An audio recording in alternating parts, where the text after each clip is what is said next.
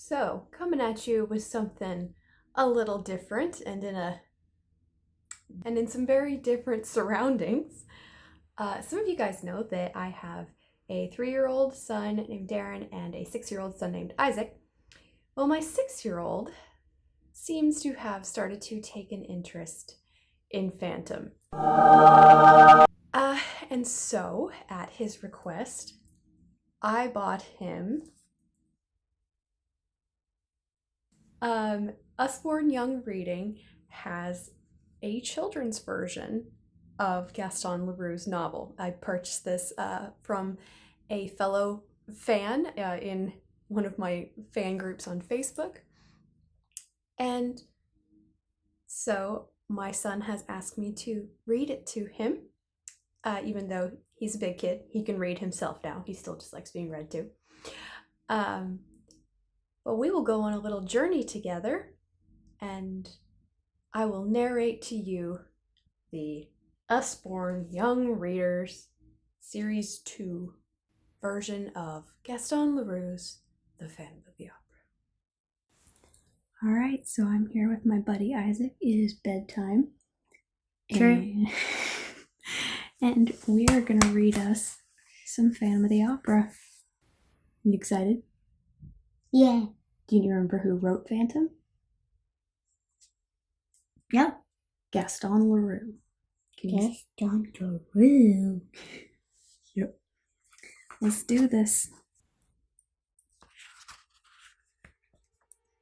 Phantom of the Opera by Gaston Leroux.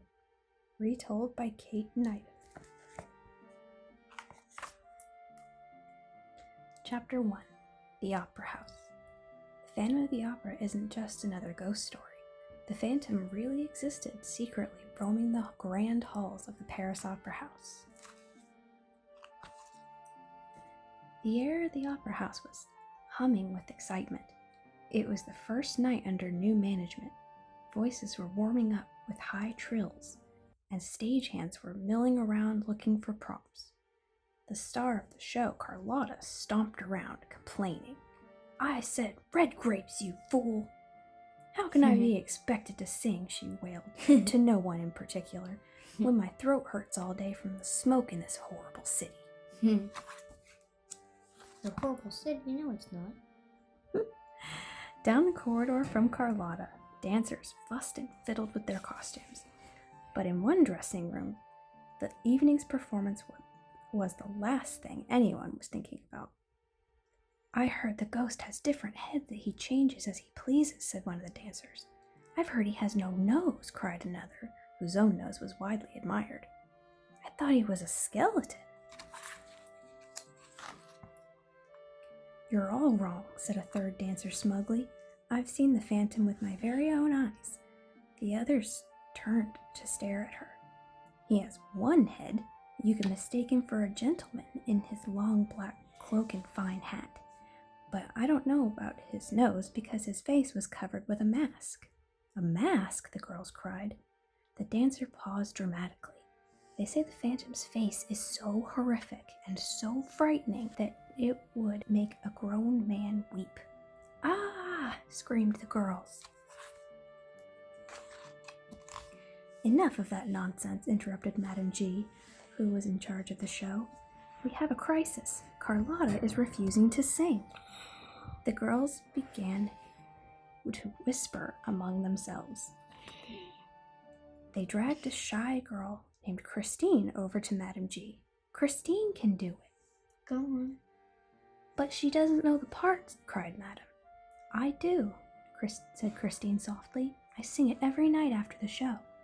Madame looked her up and down and sighed. "What choice do I have? Well, get into costume. Go." Chapter 2.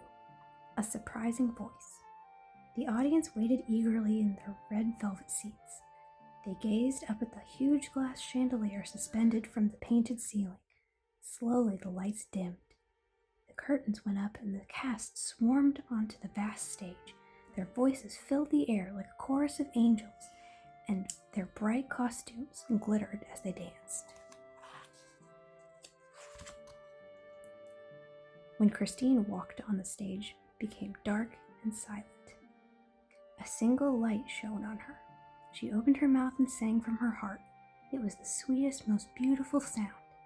When she finished, there was a silence for a moment before a loud applause erupted. The noise rang dizzily in Christine's ears, and she fainted. The audience watched in silence as Christine's limp body was picked up and carried off stage.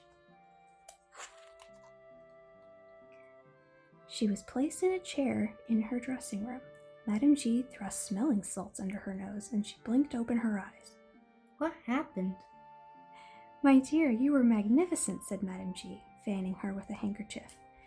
"And you have a visitor. He's a count," she whispered excitedly before rushing out. A handsome young man came into the room.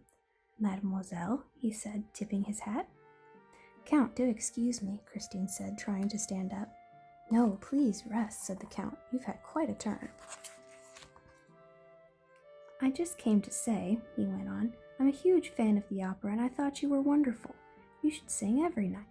Christine blushed. "I was just standing in for Carlotta." "You are a million times better than her," he declared. "Anyway, I'd better go. Good night." The Count shut the door behind him and he leaned against it for a moment. He could hear a deep male voice coming from the room, but there was no one else there, he mumbled. He had his ear to the door when a couple of dancers came by, so he quickly walked away. Chapter 3. Chapter 3. The Phantom's demands. What is the meaning of this? The new manager of the opera house waved a piece of paper at Madame G. "I demand the sum of 20,000 francs per month. P.S. Carlotta sings like a toad. I want to hear Christine sing every night, or else." "It's the Phantom," she said nervously. "I tell the girls he isn't real, but the truth is, I've worked here for 20 years and we've always given in to him." She shuddered. "If we don't, he'll make big trouble." "Phantom? You mean a ghost?" said the manager. "Ha! If some crook who skulks around my opera house thinks he can swindle money out of me, he's got another thing coming." Suddenly, this door swung open and a stagehand burst in. "It's Pico! He's been taken!" Pico was the manager's beloved pet dog. "My little Pico, what? How?" spluttered the manager. "I heard Pico barking and saw a man in a cloak in the shadows." Madame G shivered. "It's the Phantom. Mark my words, manager. Pay up quickly or something dreadful will happen." Chapter 4. Is that the Phantom? Yeah. Chapter 4. The Angel of Music. The Count was hovering by Christine's dressing room. He had heard about the Phantom and was worried about her, especially after hearing a strange voice in her room the week before. "Count!" Christine almost walked into him as she came out. She looked around nervously and blocked his view into her room. "Can I help you?" she asked with a bright smile. "I just wanted to make sure you were all right after fainting last week." He paused as he heard the same deep voice coming from her room. "Who was that?" "Oh, no one," Christine trilled. "I'm fine, thank you, but I must dash." And she shut the door in his face.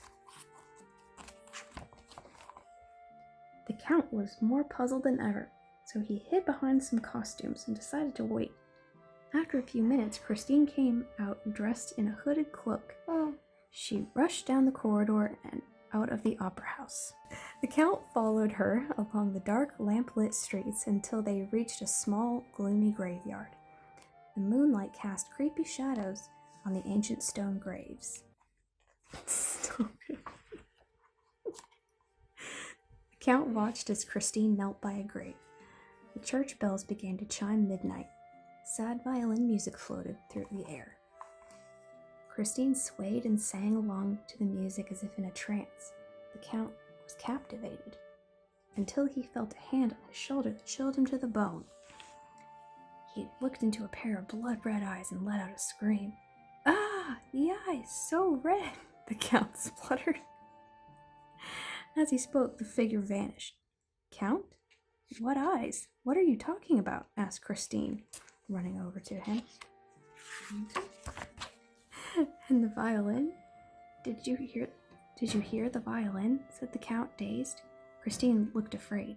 Yes, I did, she admitted. But I don't know who's playing. I come here to sing at my father's grave. Before he died, he told me an angel of music would visit me. And has one? The Count opened his eyes wide. He comes to the opera house, she said. He taught me everything I know about singing, but I've never seen him. So Mom? Yes? Why are they all scared of the Phantom? And this, my child, is where we're gonna have, I guess, a little talk. So, basically, the Phantom, he doesn't look like everybody else. Is he like a ghost? And are they also scared of his bloody eyes? Well, see, the Phantom, his face is disfigured. You know what that means? Oh, yeah, because the scar that he has on his eye. He has... his scar. Yeah, there's a couple that of... you told me about? His little scar at his eye. Yeah, sometimes... Because this side of his face is covered because his scar that's right there in his eye. And by the way, how did he get the scar?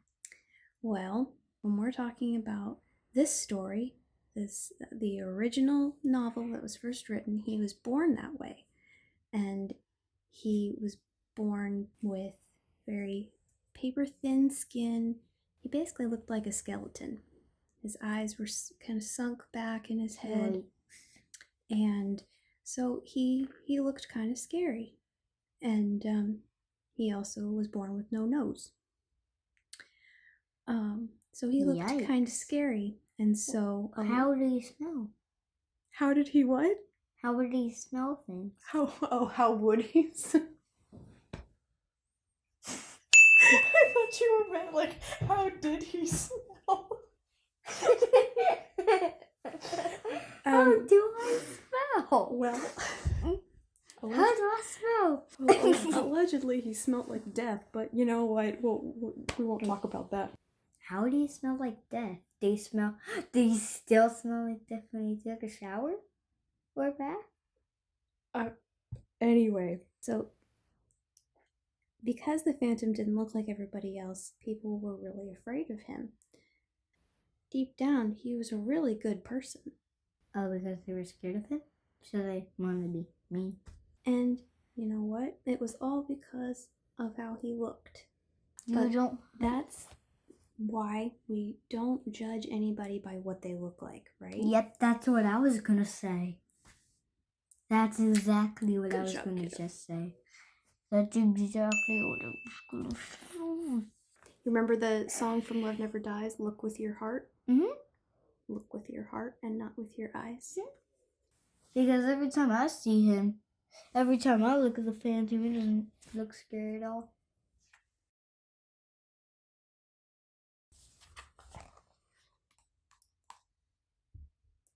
He comes to the opera house, she said. He taught me everything I know about singing, but I've never seen him. So the voice that I heard, yes, that was him. He says I'll be the most famous singer in Paris. Will you keep a secret? The Count looked serious. If you want me to, he said. Now let me walk you back. It's late. Chapter 5. Unforgettable Performance. The next morning was bright and sunny. Carlotta was lying in bed eating chocolate truffles when her maid came in with a letter.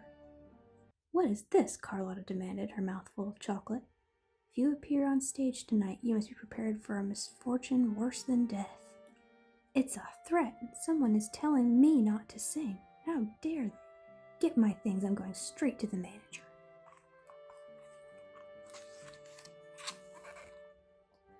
In less than an hour, Carlotta was in the manager's office. Monsieur, she shrieked as she slapped down the letter. He read it quickly and then went pale. It's the Phantom, he muttered. Phantom? Carlotta's ears pricked up. I'm not afraid of a ghost. I will sing tonight. But that night, the whole cast felt uneasy, but Carlotta wasn't in the least worried. Phantom? Pah! She declared.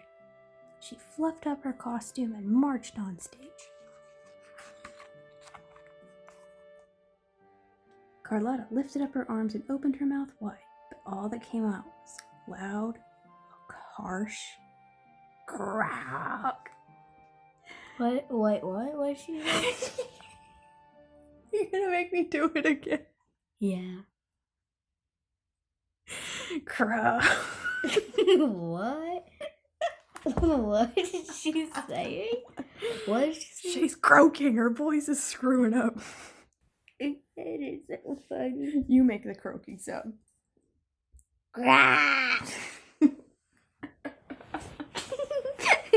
The audience gasped. Carlotta continued to croak like a toad, and the audience began to laugh. The manager...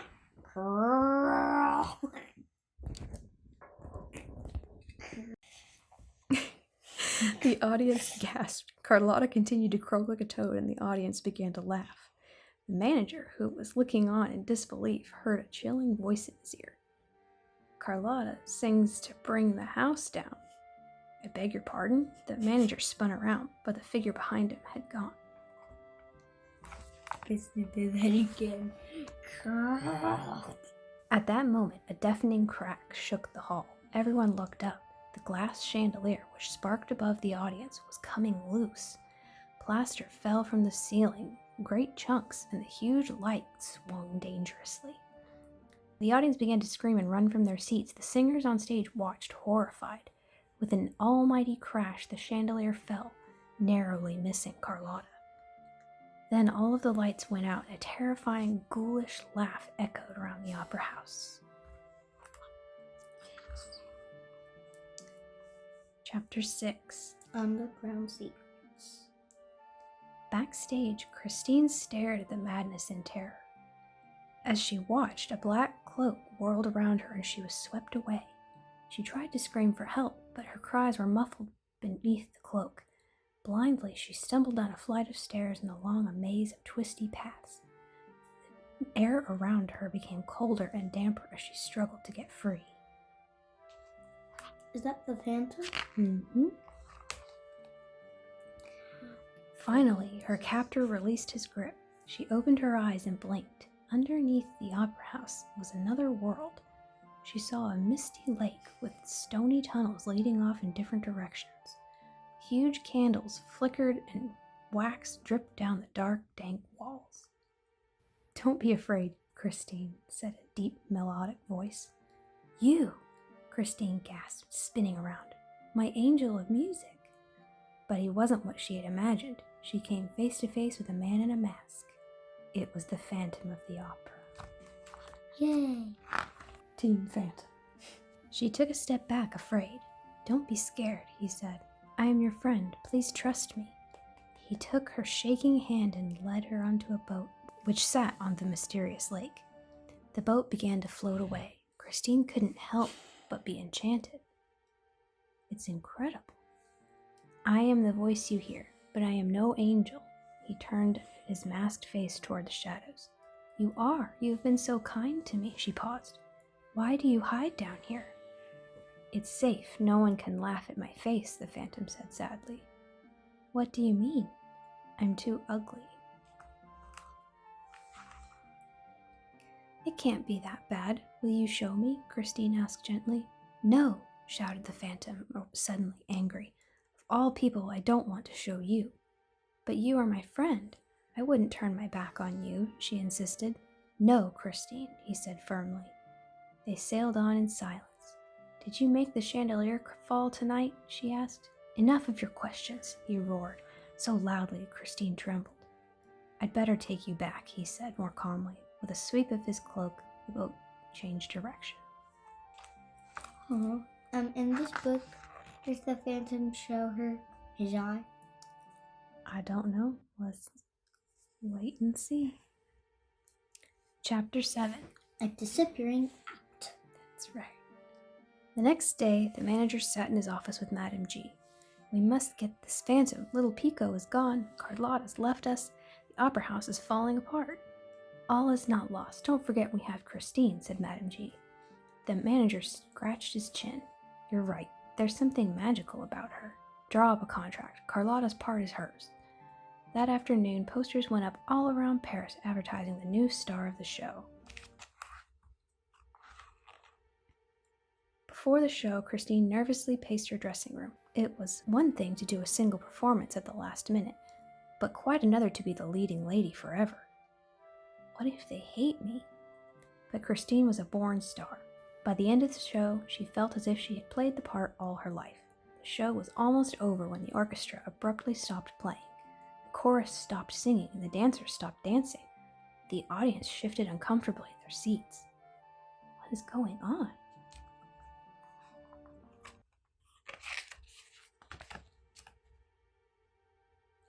Even the temperature seemed to drop.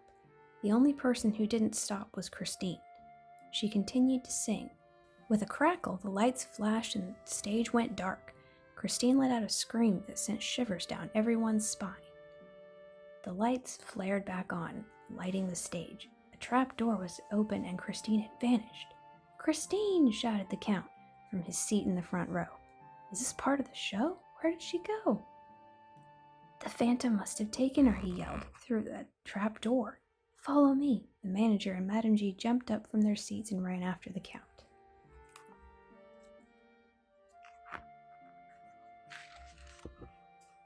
Chapter 8. The Phantom's Lair.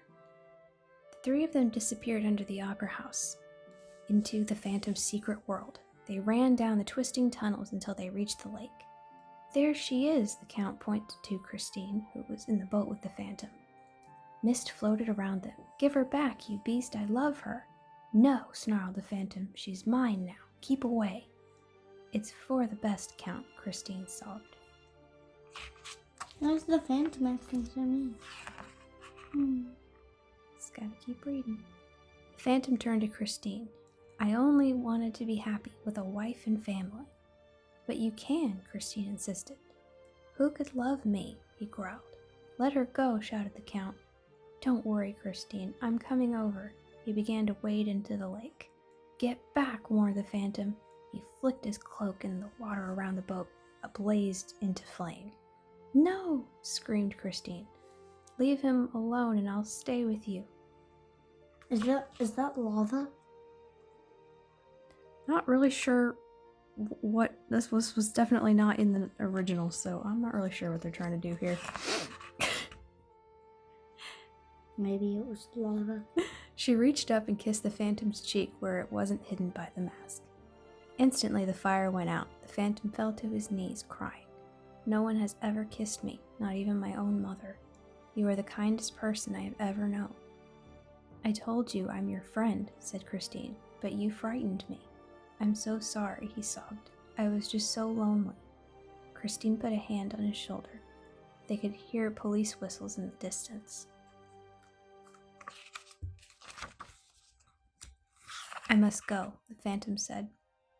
"But," Christine began and paused in shock. He had vanished. All that was left in the boat was the Phantom's mask. The boat floated to shore. "Christine!" cried the Count, helping her out. "You're safe now." They watched as an empty boat floated into the mist.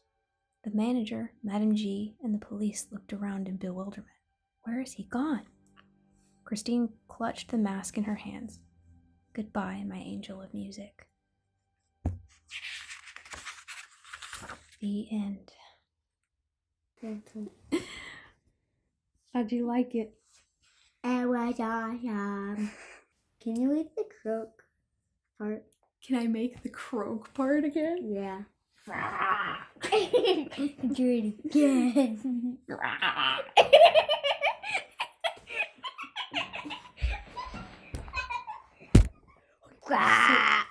I think we're gonna have to watch the Andrew Lloyd Webber musical next.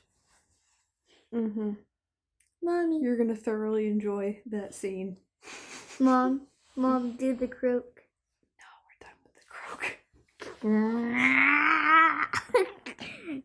So, what do you think the moral of the story is? You know what the moral? What does moral mean? The moral of a story is what it teaches you. So what do you think that story teaches us? It teaches us that we should look at people's hearts and their souls and not at their faces. That we should never judge people on the way they look, no matter what. So what do you think? You team Phantom? Yep. We're Team Eric in this house. Team Ravenclaw! That too. All right, everyone. So that was the Usborne Young Readers Phantom of the Opera reading to my adorable, sweet, enthusiastic 6-year-old Isaac. Ravenclaw! Stay fantastic with a PH, and remember, keep your hand at the low of your eye.